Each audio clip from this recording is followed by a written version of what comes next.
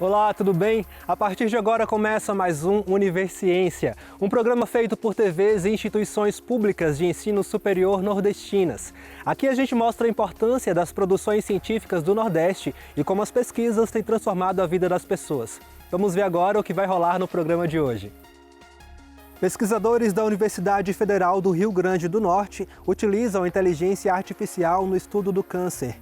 Na cidade de Itapetinga, professores da Universidade Estadual do Sudoeste da Bahia desenvolvem biogás a partir de esterco e casca de mandioca. Na Universidade Federal de Sergipe, a casca da laranja é a matéria-prima no desenvolvimento de um larvicida contra o Aedes aegypti. E ainda, nem tudo o que não se planta é mato. Uma pesquisa do Instituto Federal Baiano, no campus de Guanabi, vem desenvolvendo receitas à base de plantas alimentícias não convencionais, as punks. Tudo isso você confere a partir de agora no Universiência.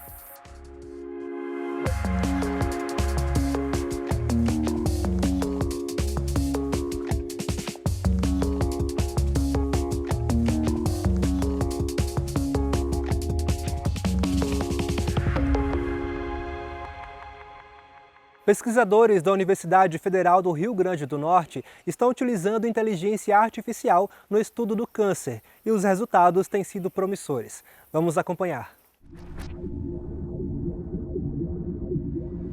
Inteligência artificial é basicamente são métodos computacionais em que a gente usa para detectar padrões, classificar ou então, a partir de um conjunto de dados, realizar previsões a respeito de um determinado problema. A inteligência artificial tem sido utilizada no tratamento, diagnóstico e até prognóstico de diversas doenças, como o câncer. No Instituto Metrópole Digital da Universidade Federal do Rio Grande do Norte, uma pesquisa busca prever a sobrevida de pacientes com câncer renal, usando a aprendizagem de máquina. O fato é que também é uma doença bastante heterogênea. Existem fatores internos e fatores externos que podem estar relacionados ao câncer renal. Mas dentre os fatores internos, nosso objetivo da pesquisa era exatamente mapear o que seriam as causas envolvidas que ainda não são bem conhecidas. E, em particular, o uso da inteligência artificial ele veio colaborar com a nossa pesquisa. O nosso objetivo foi, então, selecionar quais desses genes corresponderiam a biomarcadores para determinar exatamente quais são os riscos envolvidos no avanço da doença. Dentro do genoma humano, nós temos um conjunto de genes que eventualmente podem ser alterados. Então, o nosso objetivo é exatamente identificar quais são os genes mais importantes dentro do processo cancerígeno e no avanço do câncer renal. O câncer renal é uma doença silenciosa que pode ser letal se diagnosticada tardiamente. A doença está entre os 14 tipos mais comuns de câncer no mundo, com mais de 400 mil diagnósticos e mais de 170 mil mortes em 2020, segundo a Organização Mundial da Saúde. A sobrevida, quando o paciente atinge metástase, a sobrevida desse paciente em 5 anos é de cerca de 15%. Então, é uma doença que, se negligenciada, ela realmente é grave e pode ser letal. O trabalho utilizou dados públicos de pacientes de 2 projetos internacionais e contou também com o auxílio do Núcleo de Processamento de Alto Desempenho da UFRN. Dentro do nosso genoma, nós temos cerca de 20 mil genes, mais de 20 mil genes, que são codificados em proteína. Então, eventualmente, dentro da doença do câncer, esses genes eles podem ter sua função desregulada.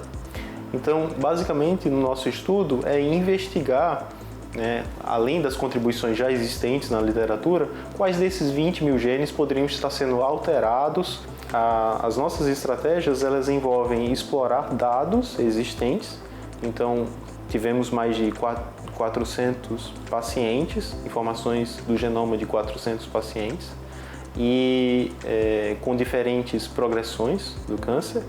E daí, basicamente, avaliamos como esses genes estavam alterados e usamos estratégias de seleção de características, diversas estratégias computacionais, realizando procedimentos de treinamento de modelos matemáticos e predição desses modelos matemáticos para avaliar como esse comportamento, como o avanço da doença estaria relacionada com os genes desses pacientes. O resultado foi a gente chegar em uma assinatura gênica, que inclui 13 genes que correspondem a genes que podem mapear o risco do avanço, e separar pacientes em baixo risco, risco moderado e alto risco. Então, basicamente, a função dessa assinatura gênica seria tanto no diagnóstico, quanto, eventualmente, no futuro, eles podem servir como potenciais alvos terapêuticos. Outra vertente da pesquisa investiga a função dos genes que não se alteram na evolução da doença. Quando a doença está em nível metastático muito alto, a chance de sobrevida dos pacientes cai em 15%, cai para 15%. Então, a gente busca ver, no caso, como esses RNAs agem, esses RNAs não codificantes agem sobre a doença. Não só os genes codificantes, mas como os RNAs não codificantes. No próximo bloco, vamos ver como a casca da mandioca e o esterco bovino podem ser aproveitados na produção de biogás. A pesquisa vem de Itapetinga. A gente volta já já.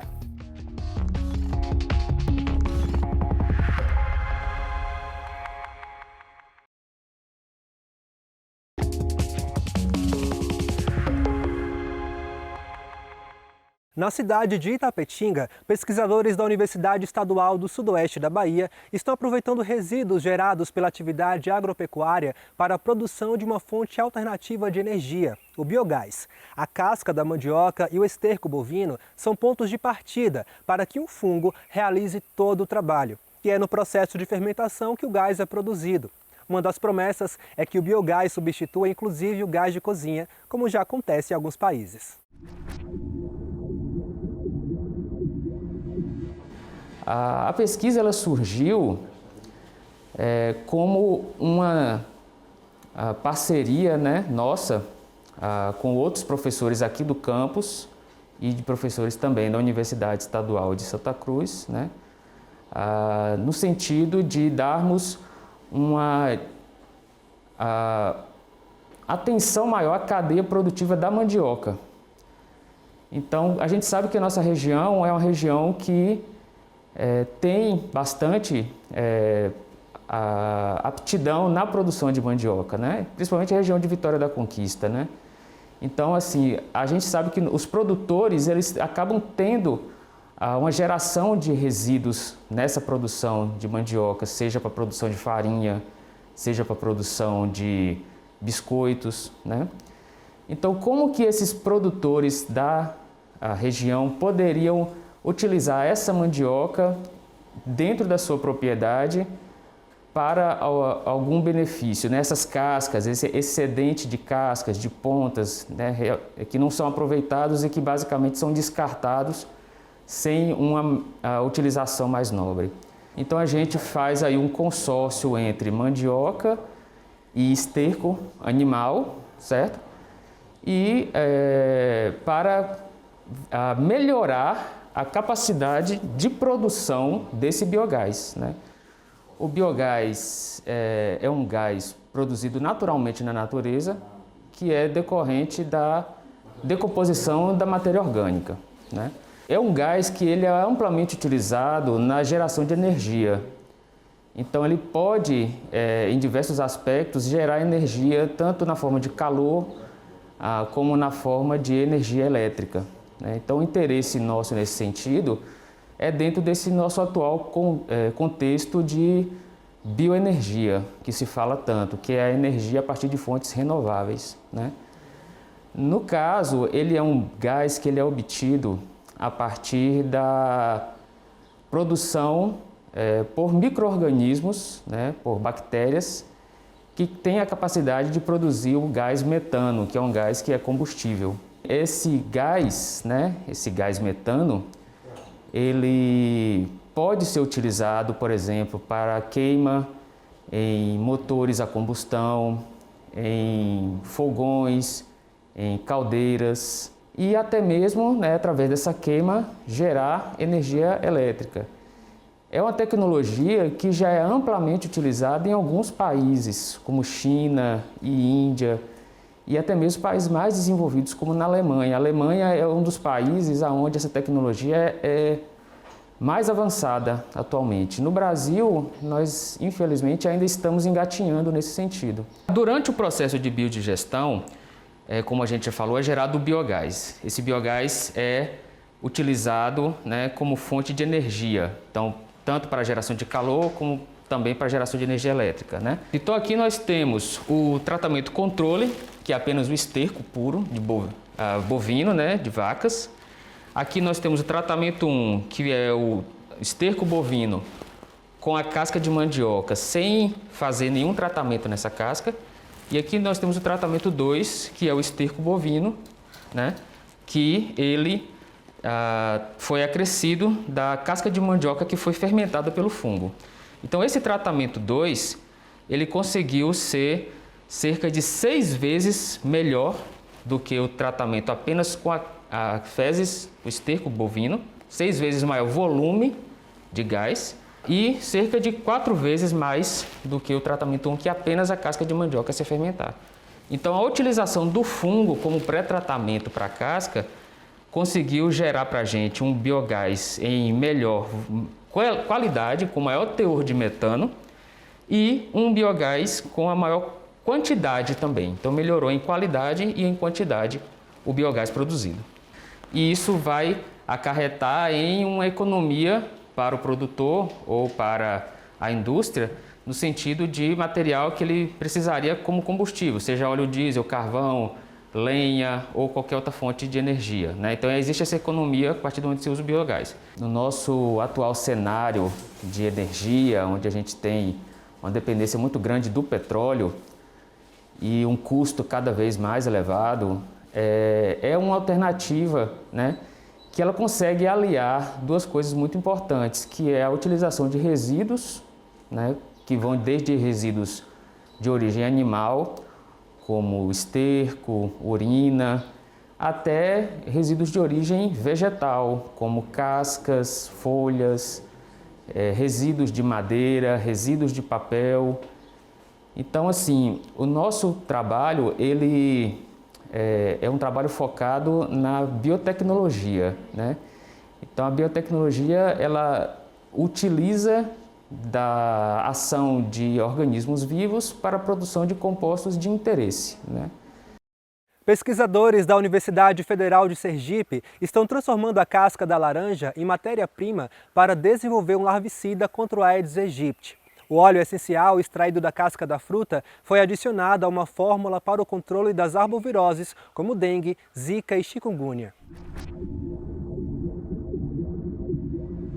Um dos métodos disponíveis no mercado para o controle larvicida é o método de controle biológico através da morte das larvas. Como alternativa a esses métodos disponíveis, esses produtos disponíveis no mercado, o Laboratório de Desenvolvimento Farmacotécnico e Nanotecnologia pensou como alternativa trabalhar com nanoformulações.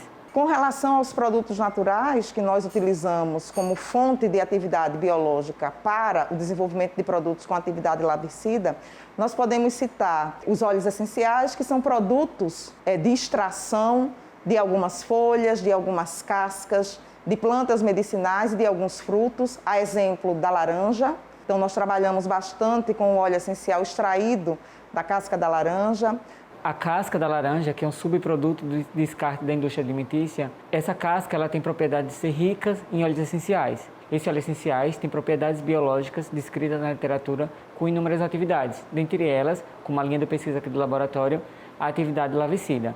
Com relação à casca da laranja, o que nós podemos destacar como vantagem de uso é a sua própria composição. O óleo essencial da laranja, ele é rico em D-limoneno, numa faixa acima de 90%. E, adicionalmente, a gente pode destacar a questão da casca da laranja ser um resíduo. A casca da laranja ser um resíduo que pode ser utilizado como substrato para a extração do óleo essencial e esse óleo essencial, por sua vez, ser utilizado como uma matéria-prima para o desenvolvimento de produtos com atividade larvicida para o controle do Aedes aegypti. A gente pega a laranja, faz a limpeza, descasca a laranja e essa casca da laranja a gente coloca para secar em uma estufa específica por um prazo determinado. Após esse prazo determinado, a gente tritura essa laranja com um moinho de facas e faz uma extração através de um destilador tipo Kleber, para a extração do óleo essencial. O óleo essencial foi extraído a partir das cascas da laranja e adicionado a uma nanoformulação, tendo em vista que utilizar esse óleo puro extraído, tem algumas desvantagens. Por exemplo, ele é volátil, ele se degrada sob a luz natural e não é possível de ser adicionado numa fase aquosa, que é o meio que as larvas crescem, não dá para ser utilizado diretamente. Sendo assim, para contornar essas desvantagens, foi utilizado um produto nanotecnológico. Nós queremos comprovar que a formulação que contém o óleo essencial tenha um efeito residual, ou seja, um efeito prolongado. Os resultados obtidos na pesquisa mostraram que temos um produto nanotecnológico que possibilita uma redução da toxicidade tanto para nós seres humanos contra para o ambiente, meio ambiente, e também redução da resistência dessas larvas frente aos produtos atualmente disponíveis no mercado. A geração de conhecimento dentro dessa linha de pesquisa, controle de Aedes aegypti, que nós estamos trabalhando ao longo do tempo, ela apresenta uma importância do ponto de vista social, uma vez que, no contexto da composição dos sistemas, das formulações que nós desenvolvemos aqui em nossas atividades de pesquisa, nós trabalhamos com substratos que são comuns do dia a dia da população.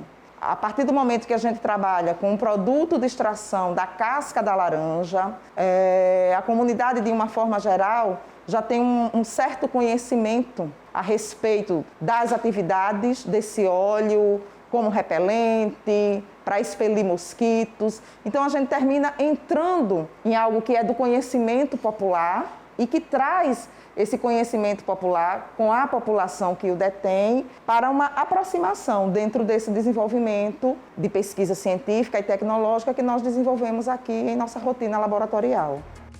A seguir, as plantas alimentícias não convencionais estão sendo cada vez mais estudadas e novas espécies vêm sendo descobertas, uma alternativa que pode ajudar no contexto da fome e desnutrição do país. A pesquisa vem do Instituto Federal Baiano de Guanambi e a gente acompanha tudo logo depois do intervalo.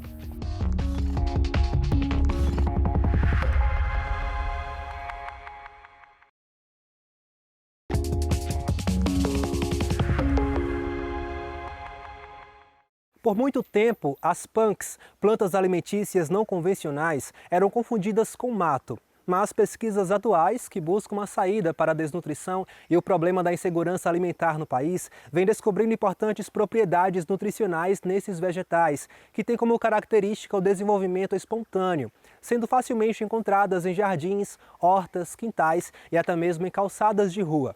Uma dessas pesquisas acontece no Instituto Federal Baiano, no campus de Guanambi. Então, punk significa planta alimentícia não convencional. Então, foi um termo criado por Valdeli Knupp, em que ele fez uma tese lá em Porto Alegre e depois desta tese disseminou o termo pelo Brasil todo. Hoje ele tem canal no YouTube e tudo, estimulando outros pesquisadores. Então, só para vocês terem ideia, eu estou aqui segurando uma punk que chama Beldroega, que é Portulaca oleracea, né, o nome científico, e outra planta aqui que é o caruru ou cariru em algumas regiões. Então, essa planta, por exemplo, é considerada como mato. Embora ela não não compete com outras plantas, mas se utiliza, né, herbicidas para que essas plantas se extingam. Entretanto, ela é altamente rica em antioxidantes, em vitamina A, vitamina C e até ácido retinóico. Então, para a pele, ela é fantástica. E tem também magnésio. Além disso, é uma planta tão fantástica que ela indica o que é que o solo tem. Então, solos que têm Beldroega são solos de alta fertilidade. solos que têm matéria orgânica e nutrientes, né? Consequentemente. Então, a partir disso, nós pensamos um trabalho integrado de ensino, pesquisa e extensão. Então, no ensino, nós trabalhamos nas disciplinas de agroecologia e produção orgânica e na parte de pesquisa, nós desenvolvemos um projeto com Ora Pronobis. Então, Ora Pronobis é outra punk que é muito rica em ferro e vitamina A e pode contribuir para reduzir a fome, principalmente a fome oculta. Então, a partir disso, nós desenvolvemos um projeto de multiplicação dessa planta e após a obtenção da matéria fresca, nós secamos a planta e distribuímos farinha para algumas pessoas interessadas. E, a partir desse contexto todo de interesse das pessoas e de importância das punks, nós fomos convidados para desenvolver alguns produtos à base de punks. Nós temos aqui farofa, por exemplo, de folha de batata doce, pão de queijo com Ora Pronobis, torta salgada com beldroega, que é essa aqui que eu estou segurando, e também bolo com beldroega. Então, o sabor fica maravilhoso, dá para fazer várias receitas e, inclusive, dá para melhorar a saúde das pessoas, maior oferta de alimentos e, sem contar, preservação da biodiversidade. E, com isso, mantém quem? As abelhas. Todas essas plantas produzem flores lindas, maravilhosas e que atraem abelhas e outros insetos. Então, as punks vai muito além de comida.